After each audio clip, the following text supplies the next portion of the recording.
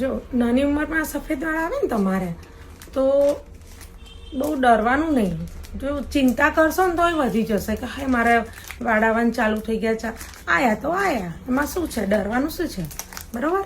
હવે એમાં કેવું છે કે હર્બલ પેક છે, એ તમારે વાળમાં વ્હાઈટ વાળ આવતા અટકાવે બી ખરા, અને જે 2-4 વાળ આવ્યા હોય ને એને થોડોક કલર કરી દે કોપર જેવો, બરોબર.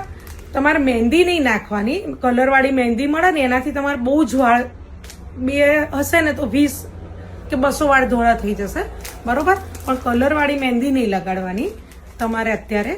હા, આપણી જોડે એક હર્બલ પેક છે, જો તમારે જોઈતું હોય તો એ આવું આવે, એમાં આટલી જ મહેંદી આવે અને બીજી બધી 15 વસ્તુઓ હર્બલ આવે. એ તમારે થોડું થોડું લગાવવાનું હોય, જ્યાં વ્હાઈટ વાળ હોય ત્યાં. બધે આખા હેરમાં જરૂર નથી. હા, આખા હેરમાં લગાવાય પણ ક્યારે 5-6 મહિને એકવાર લગાવાય કે સિલ્કી થાય, આનાથી વાળ સિલ્કી બી થાય.